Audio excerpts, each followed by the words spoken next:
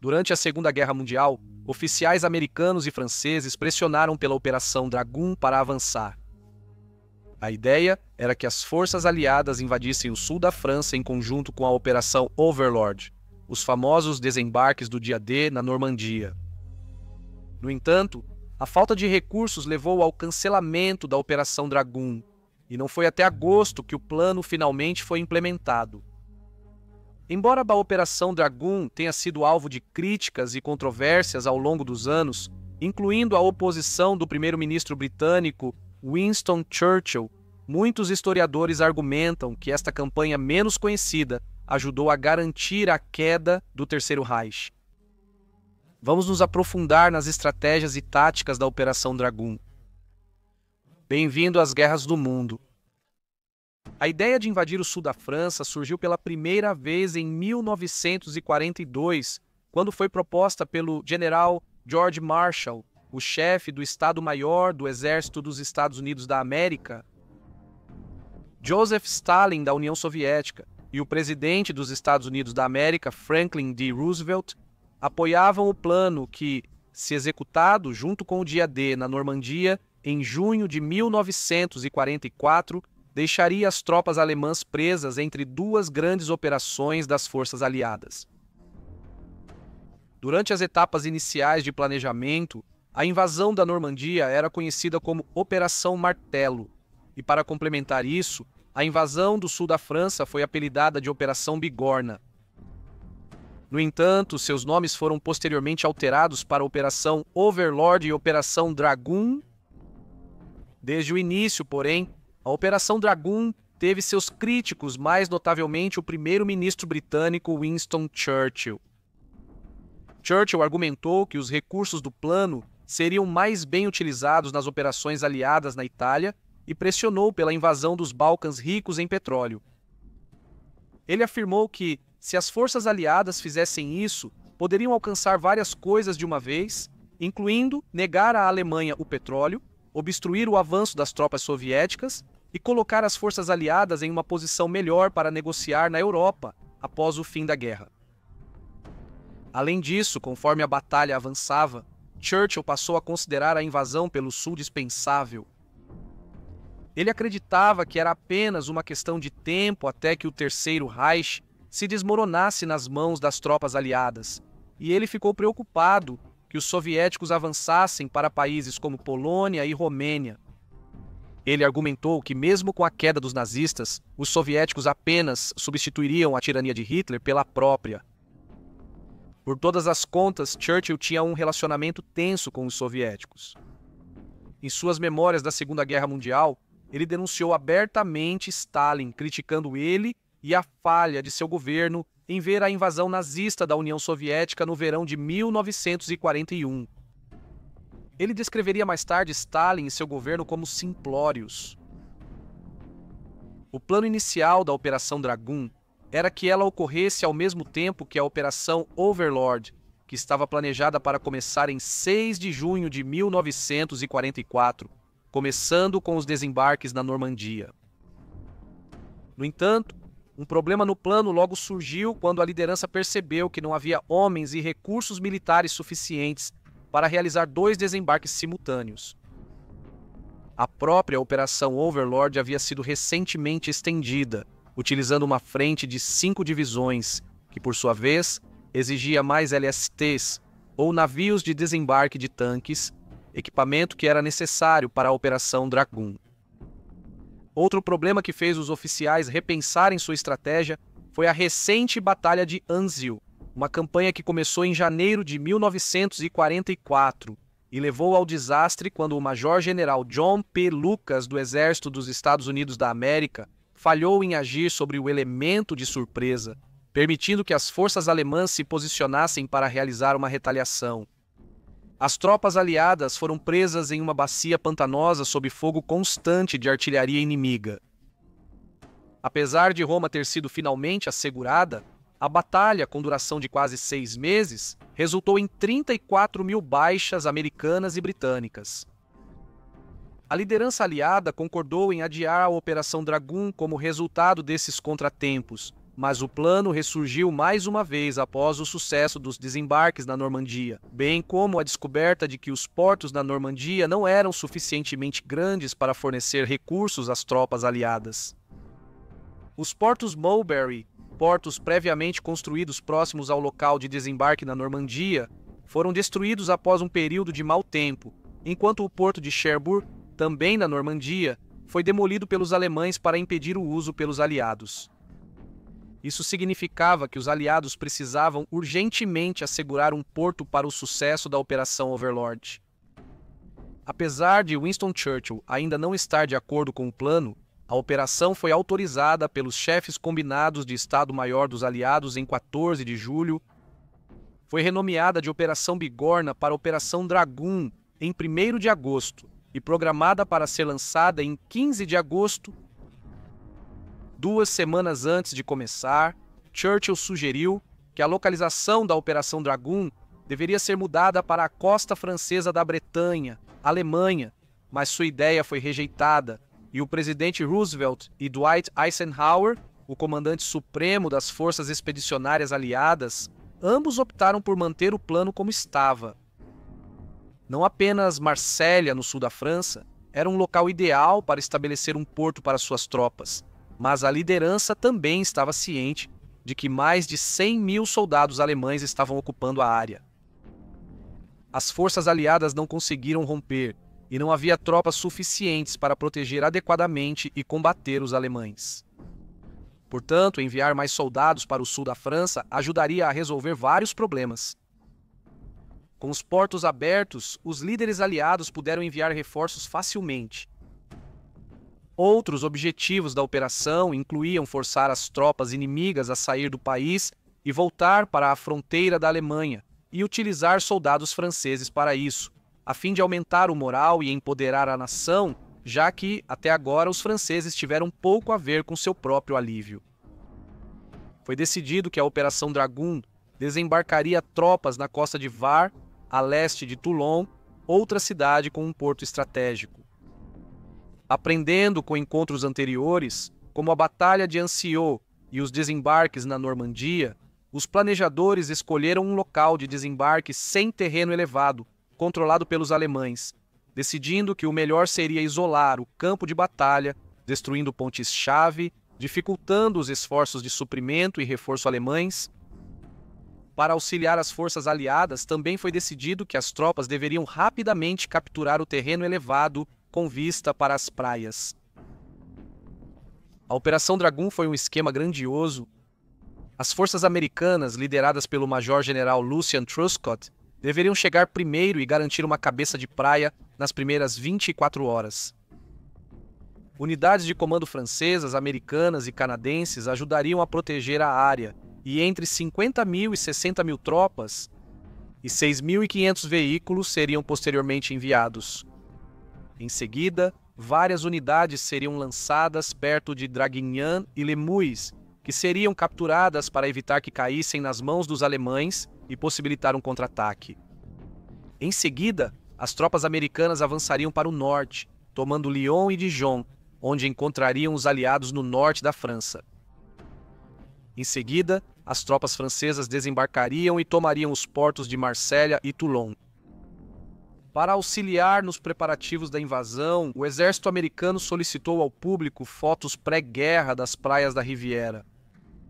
Isso ajudou a estabelecer pontos de referência e permitiu que os oficiais de inteligência criassem esboços panorâmicos da área, identificando detalhes importantes, como a existência de píeres onde os barcos aliados poderiam ser amarrados. Enquanto isso, a Alemanha, após os desembarques na Normandia, estava esticada ao máximo. Suas tropas estavam tentando lidar não apenas com os aliados no sul, mas também com o avanço do Exército Vermelho, e tais movimentos estavam colocando uma grande pressão sobre a Wehrmacht e seus recursos.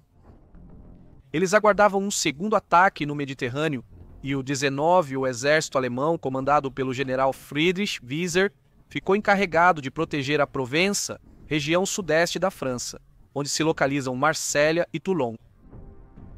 Wieser estava encarregado de um vasto contingente de 250.000 homens, consistindo de 3 corpos que ocupavam várias áreas da Provença, embora esses 3 corpos tivessem sido divididos em 7 divisões. 3 deles eram unidades fixas estabelecidas na costa, operando armas de artilharia. Wieser enfrentou muitas dificuldades apesar do grande número de homens à sua disposição. Em primeiro lugar, ele estava com falta de transporte e, em segundo lugar, ele tinha apenas uma divisão Panzer sob seu comando, que por si só estava apenas com metade da força, consistindo em apenas 75 veículos e 14 mil homens. Além disso, essa unidade estava sob o controle do Führer e não poderia ser liberada da reserva sem a permissão direta de Hitler.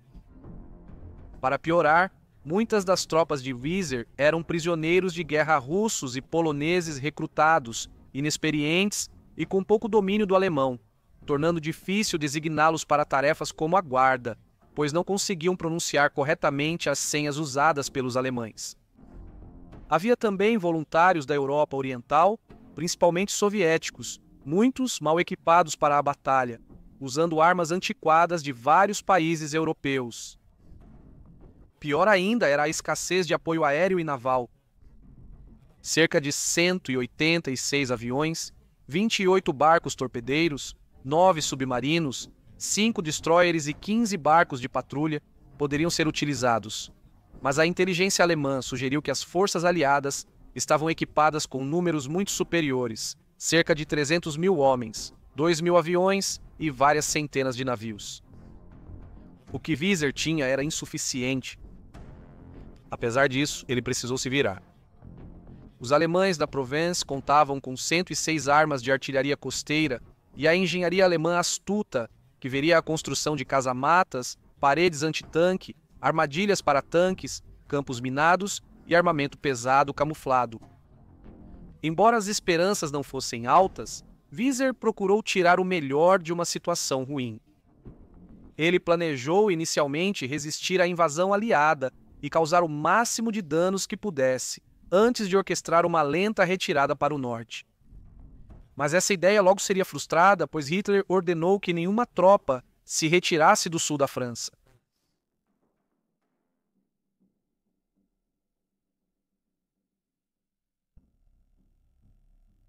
As forças aliadas começaram a sair de vários portos no dia 10 de agosto.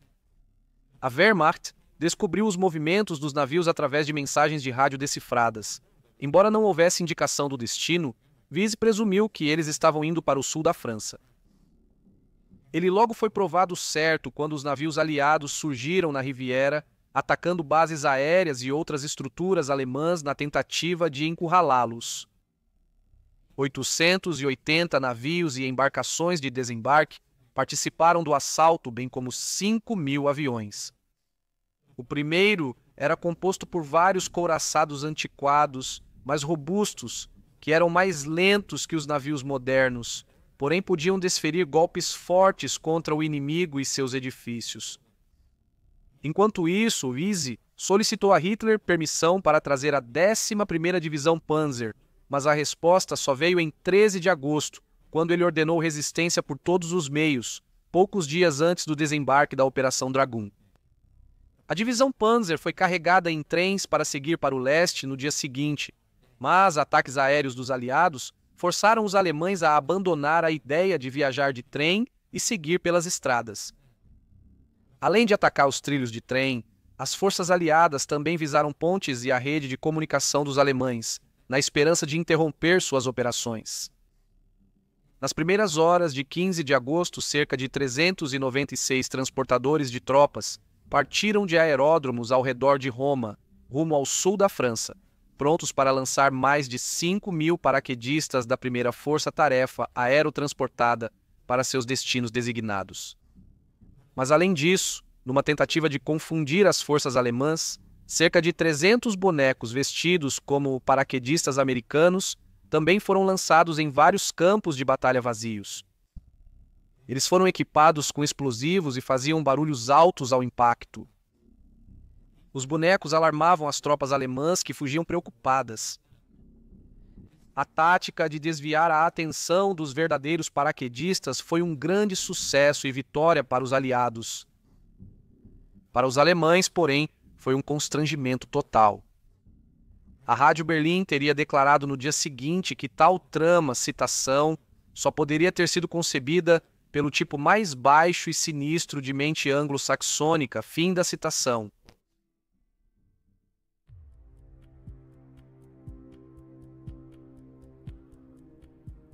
A Operação Romeu foi um dos primeiros passos da maior e abrangente Operação Dragoon. Lançada em 15 de agosto, viu 800 comandos franceses desembarcando na praia de Cap Negre, onde escalariam um penhasco de 105 metros para destruir a artilharia alemã. O sargento Georges de Belloc subiu do seu barco para um complexo de trincheiras que ele presumiu ter sido abandonado, mas não demorou muito para ele descobrir que, na verdade, estavam ocupadas. Nas horas seguintes, tiros leves foram trocados entre as tropas alemãs, com Baloche observando, citação. A partir daquele momento, durante o resto da noite, os Jerrys mal pararam de atirar um no outro, fim da citação. Enquanto isso, as tropas lideradas pelo sargento Noël Texier começaram a escalar o penhasco. Os alemães que notaram o grupo jogaram granadas, matando Texier, que infelizmente estava em sua última missão de combate. Disse que ele foi o primeiro soldado aliado morto durante a Operação Dragoon. Apesar do revés, as tropas francesas continuaram avançando, enquanto outros soldados franceses, sob o comando do tenente-coronel Georges Rigy Bouvet, começaram a escalar a face do penhasco de uma área diferente, surpreendendo os alemães no topo. Ambos os grupos de soldados franceses se uniram para destruir as armas de artilharia no topo do penhasco e começaram a montar uma barreira na rodovia próxima. A unidade de comando de elite conjunta canadense e americana, a primeira Força de Serviço Especial, também conhecida como Diabos Negros, não teve um desembarque tão tranquilo do His Majesty's Canadian Ship Prince Henry nas primeiras horas da manhã. Inicialmente não encontraram resistência alemã, mas se depararam com uma vegetação impenetrável à altura da cabeça, que retardou seus movimentos, levando os alemães a abrir fogo contra sua posição. O sargento Kenneth Betts recordou quando um projétil de morteiro caiu bem à sua frente, afirmando: "Se eu estivesse em qualquer outro lugar que não fosse exatamente onde eu estava, eu estaria morto. Não me nocauteou, mas me deixou atordoado. Eliminou 5 caras de um lado e 5 do outro. Eu não tive um arranhão." Eles disseram: "Dessa vez o Betts se deu mal." "Não, eu não. Eu saí andando e alguém gritou para mim: 'Santo Cristo, tem um cadáver vindo em minha direção.' Pensaram que tínhamos sido eliminados." Abrindo caminho através da vegetação difícil, terreno acidentado e constante fogo de artilharia, a unidade chegou a uma série de armas, mas não havia tropas alemãs à vista. Logo depois, compreenderam a razão. Essas armas eram falsas. Os alemães cortaram tubos de drenagem para simular armas de artilharia à distância. Meses depois, mais caos ocorreu quando os alemães dispararam ainda mais morteiros.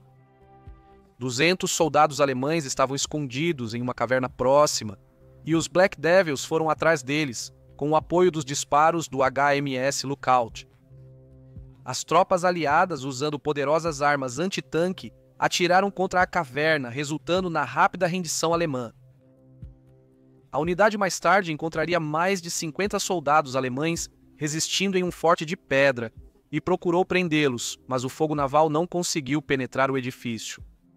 Reforços foram logo chamados, momento em que os alemães se renderam mais uma vez. Durante este esquema, cerca de 300 alemães foram mortos e 700 foram feitos prisioneiros. 11 tropas aliadas morreram e 50 ficaram feridas. A Operação Romeu foi um sucesso.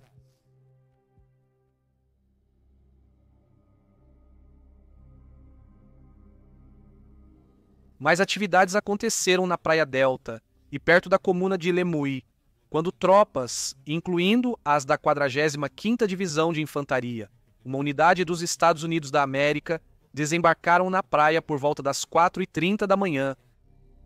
Os Pathfinders pousaram primeiro, com os britânicos rapidamente configurando seus faróis de radar. Contudo, Os Pathfinders americanos não tiveram a mesma sorte, e a ausência de faróis impediu que os aviões encontrassem a zona de desembarque do 5º Batalhão de Paraquedistas. As condições pioraram devido à forte neblina, e os paraquedistas foram lançados depois que os pilotos estimaram sua localização, baseando-se nos topos das colinas ao redor. Muitos paraquedistas ficaram presos em árvores, tendo que se soltar. Embora a maioria dos paraquedistas tenha sido lançada próximo às suas zonas de desembarque, mesmo sem balizas, muitos acabaram a quilômetros de distância de seus objetivos. O tenente-coronel Melvin Zés foi um desses indivíduos. Lançado a 25 milhas do objetivo, ele reuniu 105 paraquedistas e o grupo partiu rumo à zona de desembarque. Enquanto marchavam, foram brevemente alvo de bombardeiros aliados que os atacaram lançando bombas. Mas um paraquedista de raciocínio rápido conseguiu puxar e distribuir fumaça amarela, um sinal de que eles próprios eram forças aliadas, e a aeronave seguiu em frente. Eles tiveram outro susto quando se depararam com um grupo separado de soldados, armados e vestindo uniformes diferentes. A princípio, Zés pensou que aqueles homens eram inimigos, mas um colega paraquedista notou os seus berês vermelhos, revelando que pertenciam à 2ª Brigada de Paraquedistas. Eles também se dirigiam ao objetivo, pois haviam sido lançados a milhas do curso. Os dois grupos se juntaram e continuaram seu caminho, eventualmente encontrando um comboio alemão. O confronto resultou na morte ou captura das tropas alemãs. Apesar de alguns pontos de desembarque terem sido comprometidos, os desembarques de paraquedistas foram amplamente bem-sucedidos. A resistência alemã era baixa na maioria das áreas, e muitas tropas inimigas se renderam rapidamente ao descobrir a riqueza de recursos que os aliados tinham à sua disposição, bem como o número de reforços que eles podiam convocar. Por outro lado, um dos maiores desafios das forças aliadas foram as minas terrestres colocadas pelos alemães. Apesar disso, as etapas iniciais da Operação Dragoon superaram as expectativas. Os paraquedistas mais do que cumpriram seu papel, emboscando comboios, plantando minas e explodindo pontes, depois atacando patrulhas alemãs. No entanto, a comuna de Lemoyne permaneceu fora do alcance dos aliados. Sob controle alemão e ao ouvir relatos de tropas alemãs sobreviventes sobre a atividade dos paraquedistas britânicos e americanos, os alemães começaram a destruir as instalações portuárias em Saint-Tropez. Pouco depois das 6 da manhã, os LSTs iniciaram um assalto, com navios aliados bombardeando as pontes sobre o baixo rio Rhône, isolando a 11ª Divisão Panzer alemã e impedindo-a de prestar apoio. O pior combate aconteceu na Praia do Camelo Vermelho, próximo a San Rafael. A área que era defendida por armas costeiras estáticas alemãs e armas antiaéreas, e o suporte de navios de guerra, bombardeiros e varredores de minas seria chamado pelas forças aliadas para permitir que eles avançassem. O 142º Regimento, liderado pelo tenente-coronel George E. Lynch, atacaria às 2 da tarde, após as defesas alemãs serem bombardeadas repetidamente pelo pesado fogo, permitindo que os navios de desembarque se aproximassem da praia. Contudo, logo ficou claro que seu ataque contínuo tinha pouco efeito, pois o navio ainda não conseguia se aproximar o bastante da costa para permitir o desembarque das tropas aliadas. Mesmo com mais de 90 bombardeiros, navios de guerra e a destruição de obstáculos subaquáticos, a costa permaneceu inalcançável. O plano foi ainda mais prejudicado pelo fato de que muitos dos barcos drone enviados para destruir os obstáculos subaquáticos falharam, com apenas 3 explodindo conforme planejado. Outros foram destruídos, encalhados ou inutilizados de alguma forma. Sem maneira de se aproximar da costa, o contra-almirante Spencer J. Lewis ordenou que as tropas, que faziam parte da equipe Beach Red, desembarcassem em outra área da praia que já havia sido assegurada. A 36ª Divisão desembarcou no que foi apelidado de Praia Camel Green, onde eles poderiam se dirigir para Camel Red, e sua parte da operação foi eventualmente considerada um sucesso. Embora o Major-General Lucien Truscott Jr. tenha se irritado com a mudança do plano, supostamente rotulando a decisão de Louis como, cito, um grave esforço que merecia repreensão no mínimo, ele foi forçado a ceder após a conclusão das tarefas da 36ª Divisão. Eles sofreram apenas 75 baixas e capturaram 236 alemães. Outras unidades capturaram com mais facilidade as faixas de praias designadas. A Praia Delta foi assegurada pela 3ª Divisão de Infantaria. Após confrontar soldados alemães escondidos em bunkers, eles se renderam rapidamente, a maioria parecendo atordoada e confusa com o intenso bombardeio. Enquanto isso, na Praia Alfa, o batalhão de tanques 756 implantou vários tanques Sherman de duplex drive, também conhecidos como tanques Donald Duck, que subiram à praia e seriam capazes de fornecer um enorme apoio às tropas aliadas, mas não foi necessário. Eles rapidamente descobriram que as trincheiras alemãs estavam abandonadas, restando apenas minas como defesa na área. Às 8h50 da manhã, a Praia Vermelha Alfa foi assegurada. Os desembarques dos aliados foram um triunfo, devido às baixas leves sofridas por suas forças, com apenas 95 soldados mortos e 385 feridos.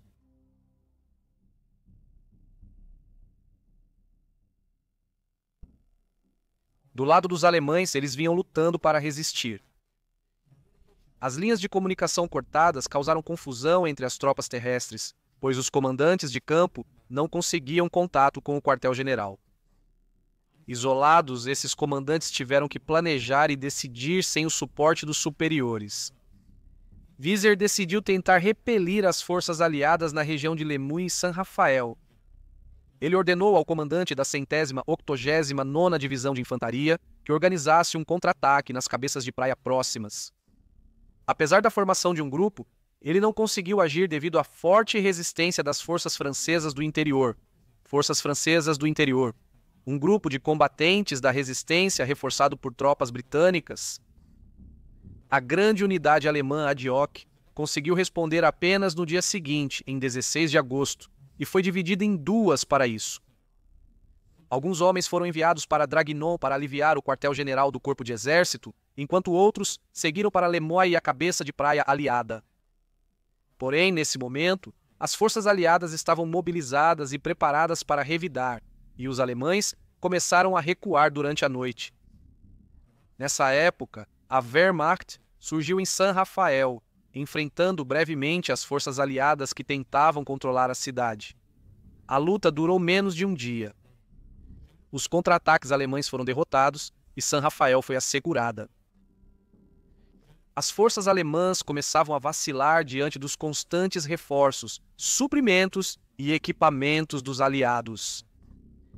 E reconhecendo a situação, Hitler foi forçado a recuar em sua declaração de resistência por todos os meios disponíveis. Ele concordou que os grupos de exército G e B se retirassem. O plano era que o grupo de exército G e outras forças militares no sul da França, exceto as tropas estacionárias, se deslocassem para o norte e se juntassem ao grupo de exército B, estabelecendo uma nova linha defensiva de Sens a Dijon até a fronteira suíça. As forças aliadas logo souberam deste plano através de inteligência decifrada e optaram por seguir as tropas alemãs enquanto começavam sua retirada, frustrando os alemães que não conseguiram recuar rapidamente. Apesar dos planos de estabelecer uma linha de defesa no rio Rhône, as tropas americanas avançavam muito rápido.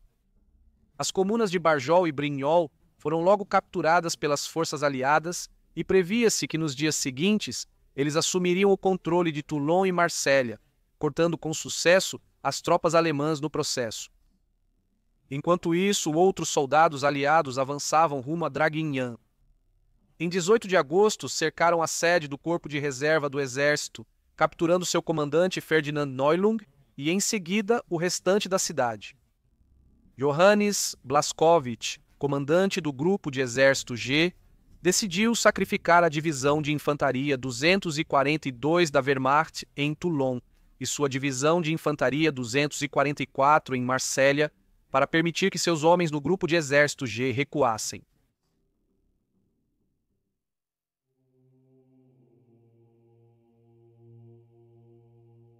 As unidades francesas que ajudaram a garantir as cabeças de praia com os aliados já se dirigiam para Marsella e Toulon, preparando-se para uma difícil luta com os alemães, na qual esperavam ter sucesso e retomar as cidades do controle nazista. Embora o plano fosse capturar as cidades portuárias uma após a outra, a retirada alemã e o subsequente avanço aliado permitiram ao comandante francês, Jean de La Tour de Tassigny, lançar ataques a ambos os portos ao mesmo tempo. Ele enviou 2 generais para levar seus homens e se aproximaram de Toulon por lados diferentes. Embora os alemães na cidade estivessem bem equipados, não tiveram tempo suficiente para se preparar para um assalto. Ainda assim, o combate continuou e as forças francesas avançaram sobre Toulon em 21 de agosto, onde encontraram mais resistência. 5 dias depois, as últimas forças alemãs na cidade se renderam. Apesar das 2.700 baixas, os franceses capturaram as tropas alemãs restantes. Em Marsella, as tropas francesas começaram seu assalto com pouco prelúdio. Como os alemães não evacuaram os civis da cidade, esses cidadãos tornaram-se hostis a eles, resultando em intensos combates. Nos dias seguintes, constantes ataques das forças francesas do interior e das tropas francesas enfraqueceram os redutos alemães. No dia 28 de agosto, os alemães se renderam oficialmente. Houve ainda mais 1.825 baixas francesas, 11.000 tropas alemãs foram capturadas. Os portos das 2 cidades foram desmantelados por engenheiros alemães, mas ainda assim a captura de cidades tão estrategicamente posicionadas foi um grande golpe para a Alemanha, com Hitler reconhecendo mais tarde, citação, "O dia 15 de agosto foi o pior dia da minha vida." Fim da citação.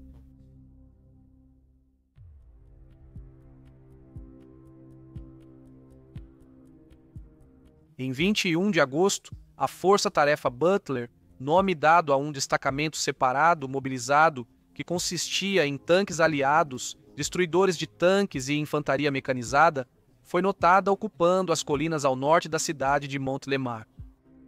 Após seguir os alemães em retirada pelo país, estava com falta de suprimentos e havia consumido grande parte de seu combustível, deixando-a enfraquecida e incapaz de confrontar as tropas alemãs.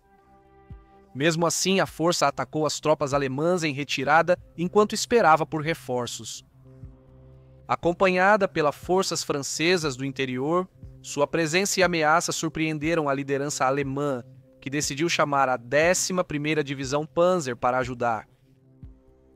Além da Divisão Panzer, uma força ad hoc também foi convocada para ajudar, e embora os alemães tenham isolado a Task Force Butler dos suprimentos, seu sucesso foi breve. No dia seguinte, a 36ª Divisão de Infantaria chegou para apoiar a Task Force e nos próximos dias, mais tropas e suprimentos chegaram. A Task Force Butler foi dissolvida em 23 de agosto com John E. Dahlquist, comandante da 36ª Divisão de Infantaria, assumindo o controle de suas unidades. Em 24 de agosto, um grande número da 11ª Divisão Panzer finalmente alcançou a área de batalha, tendo lutado para fazer isso dado o caos que estava ocorrendo na cidade enquanto as tropas tentavam evacuar. A chegada dos tanques impediu o ataque direto das tropas aliadas. Após combates intensos, os alemães ajustaram seus planos quando conseguiram capturar os planos operacionais de Dahlquist, enquanto tentavam expulsar os aliados das colinas e sair do alcance. Agora, com novos conhecimentos, Wieser planejou um grande ataque para 25 de agosto. Apesar de reunir a 11ª Divisão Panzer, a 198ª Divisão de Infantaria e alguns grupos de batalha improvisados, o plano falhou. Os aliados conseguiram retomar as colinas das quais quase foram expulsos. Para impedir uma fuga alemã, eles bloquearam temporariamente a estrada. Porém, o bloqueio foi retirado posteriormente naquela noite. Reforços da 45ª Divisão foram logo enviados para ajudar os aliados, enquanto os alemães também receberam apoio extra. Não demorou muito até que eles chegassem a um impasse, com ambos os lados se sentindo frustrados. Os alemães não conseguiram empurrar os aliados, Mas os aliados também não conseguiram impedir a fuga alemã, pois seus bloqueios de estradas eram sempre removidos por contra-ataques. Entre 26 e 28 de agosto, a maior parte das forças alemãs havia escapado. No dia 29, os aliados garantiram Montelemar e as tropas alemãs restantes se renderam. Os alemães sofreram 2.100 baixas contra 1.575 dos aliados, enquanto mais 8.000 alemães foram presos. Nos dias seguintes, as forças aliadas perseguiram os alemães e tentaram impedir sua retirada durante a evacuação por Lyon. Para despistar os aliados, os alemães começaram a explodir pontes atrás deles, mas os aliados continuaram obtendo sucesso. A captura de Mechimur em 1º de setembro pelos aliados prejudicou o plano de evacuação alemão. A 11ª Divisão Panzer auxiliou em um ataque contra a cidade, resultando em 215 baixas americanas. A cidade de Lyon foi libertada do controle alemão no dia 3 de setembro, assim como a comuna de Montrevel, embora durante a luta por esta última, o esquadrão de cavalaria de 117 quase foi completamente dizimado pela 11ª Divisão Panzer. As unidades aliadas restantes se moveram para Marbourg, assegurando também a comuna. Outro impasse se seguiu nas semanas seguintes. Os aliados lutaram para cortar os alemães, que batalhavam para manter uma forte linha defensiva. Em 14 de setembro, o grupo de exércitos G finalmente conseguiu estabelecer tal linha nas montanhas Vosges e as forças aliadas interromperam sua perseguição aos alemães em fuga, marcando o fim da operação.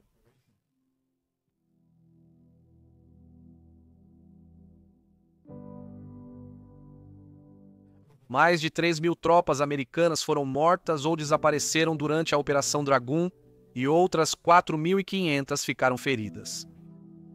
Os franceses perderam 1.144 tropas, enquanto 4.346 dos seus próprios homens ficaram feridos. Os alemães, porém, tiveram de longe as maiores perdas.